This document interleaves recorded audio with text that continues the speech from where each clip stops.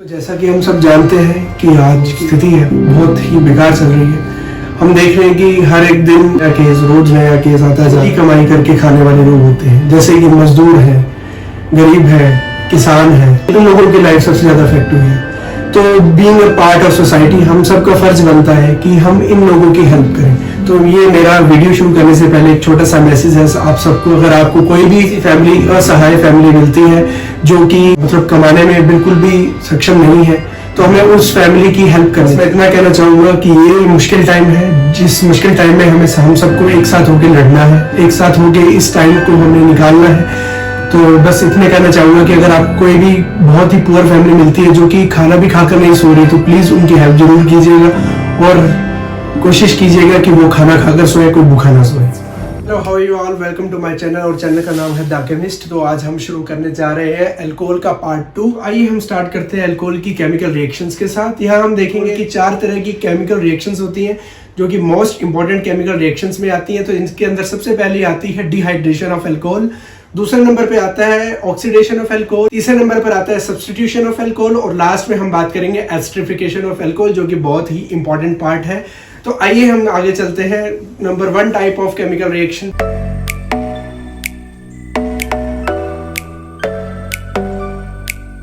देखिए, अगर हम बात करें डिहाइड्रेशन की, तो डिहाइड्रेशन के मीनिंग से पता लगता है कि डिहाइड्रेशन का मतलब होता है वाटर का रिमूवल, यानी कि पानी का निकलना। सिंपल क्या कहलाता है? डिहाइड्रेशन कहलाता है। तो देखिए, अगर हम यहाँ बात करेंगे तो डिहाइड्रेशन के कुछ मोस्ट इंपॉर्टेंट एस्पेक्ट्स होते हैं। जैसे कि मैं बात करता हूँ कि सबसे ज्यादा फेमस और सबसे ज्यादा वाइडली यूज्ड होने वाला डिहाइड्रेटिंग एजेंट होता है, वो हमारे पास होता है कॉन्सेंट्रेट H2SO4, जो मोस्टली रिएक्शंस के अंदर यूज किया जाता है वाटर को रिमूव करवाने के लिए। और एक जो स्पेशल कंडीशन होती है कि हमें हायर हीट पे ये रिएक्शन कैरी आउट करनी होती है। तो देखिए, इस रिएक्शन की तरफ तो सिंपल क्या है, मुझे पता है वाटर का मॉलिक्यूल निकालना है। वाटर का मॉलिक्यूल निकालते ही जो अल्कोहल होते हैं वो किस में कन्वर्ट हो जाते हैं? एल्कीन्स के अंदर कन्वर्ट हो जाते हैं। देखिए, डिहाइड्रेशन के जो मैकेनिज्म है वो आगे आने वाली वीडियोस के अंदर मैं आपको समझाऊंगा। हो सकता है कि आधा कम से कम लेक्चर डिहाइड्रेशन का मैकेनिज्म ले ले, क्योंकि इसका मैकेनिज्म काफी बड़ा होता है। तो एक बात ध्यान रखिएगा बस इसमें कि कार्बोकैटायन का फॉर्मेशन होता है। बाकी जो मैकेनिज्म होगा वो हम फर्दर वीडियो के अंदर चेक करेंगे। तो देखिए, यहाँ पे क्या होता है, अल्कोहल है। अल्कोहल को जब मैंने कॉन्सेंट्रेट H2SO4 की प्रेजेंस के अंदर हीट करवाया तो मेरे पास क्या मिला? एल्कीन मिला, यानी कि वाटर का रिमूवल हो चुका है यहाँ पे। तो देखिए, एक मोस्ट इंपॉर्टेंट जो ऑर्डर होता है डिहाइड्रेशन का वो क्या रहता है?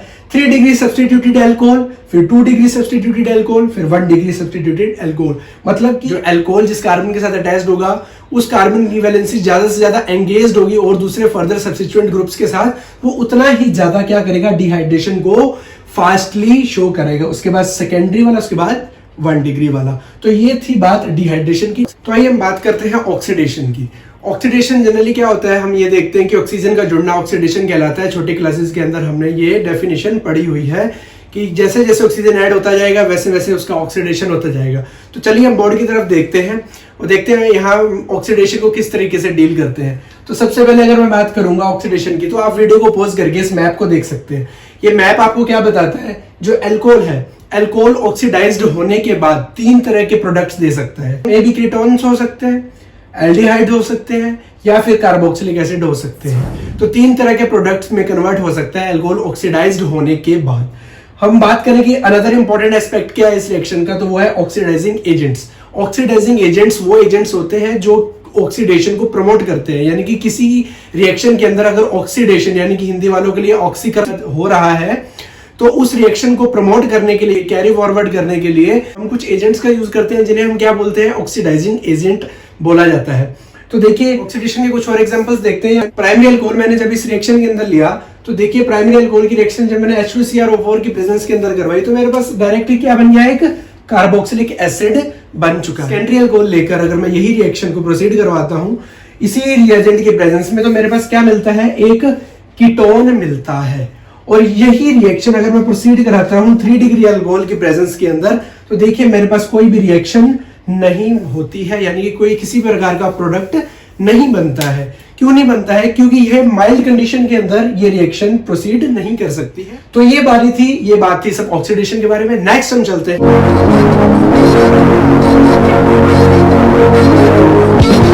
सब्स्टिट्यूशन में देखिए जो ROH है, देखो अल्कोहल है, यानी कि वो इन 4 तरह के ग्रुप्स के साथ रिएक्शन करके हमें सब्स्टिट्यूटेड प्रोडक्ट दे सकता है।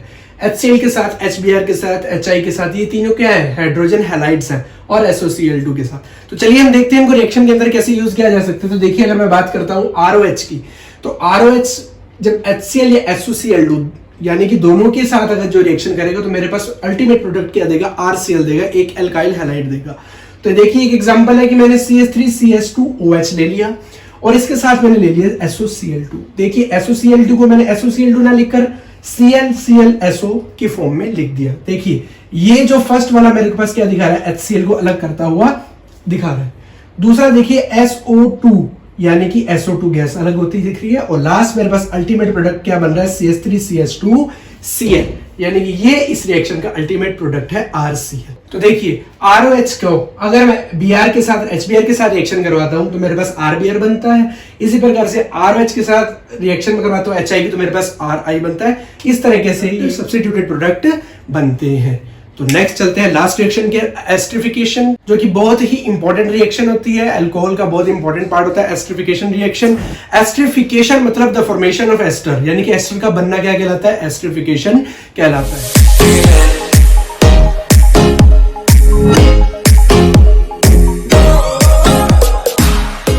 देखिए भैया एस्टरिफिकेशन रिएक्शन क्या कहती है रिएक्शन, सिंपल सा फंडा इस रिएक्शन के अंदर कुछ नहीं है, एक एसिड है, एक अल्कोहल है, एसिडिक मीडियम के अंदर रिएक्शन करेंगे। एसिडिक मीडियम के रिएक्शन करने के बाद अपने को जो प्रोडक्ट दे देंगे वो देंगे एक एस्टर और साथ में देंगे वाटर का मॉलिक्यूल। तो देखिए एक एग्जांपल मैंने इसके अंदर लिया है। देखिए यहां पे मैं एसिड ले रहा हूं RCOOH,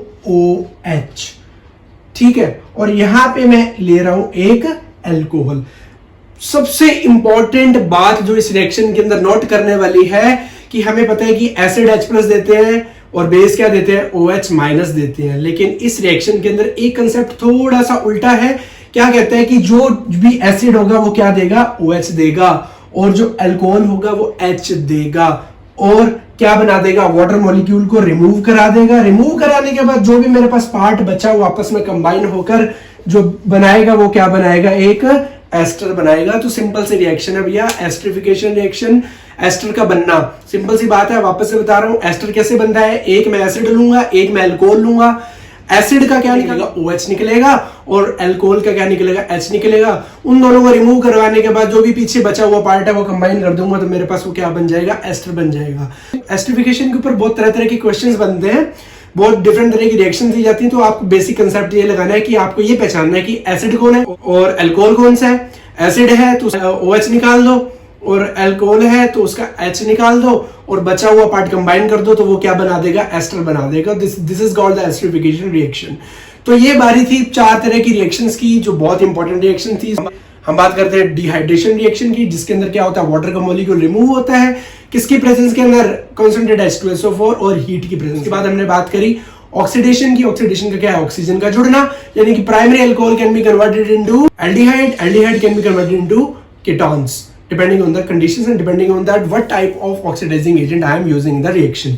फिर हमने बात करी थी सब्स्टिट्यूशन रिएक्शंस की। तो सब्स्टिट्यूशन के अंदर हमने क्या देखा, एक पार्ट सब्स्टिट्यूट होकर दूसरे पार्ट के अंदर जुड़ रहा है, यानी कि हमने SOCl2 के साथ रिएक्शंस देखी थी, एग्जांपल HBr के साथ, HI के साथ। अल्टीमेट प्रोडक्ट क्या बनता था, मेरे पास एल्काइल हैलाइड बनता था। और लास्ट में हमने बात करी एस्टरिफिकेशन रिएक्शन की, तो वो मैं एक्सप्लेन कर चुका हूं।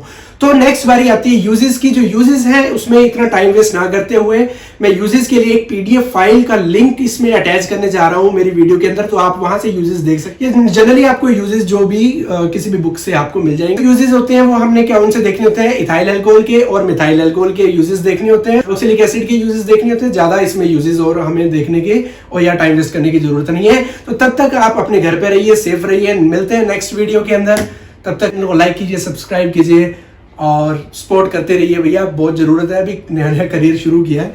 तो मिलते हैं नेक्स्ट वीडियो के अंदर, तब तक बाय।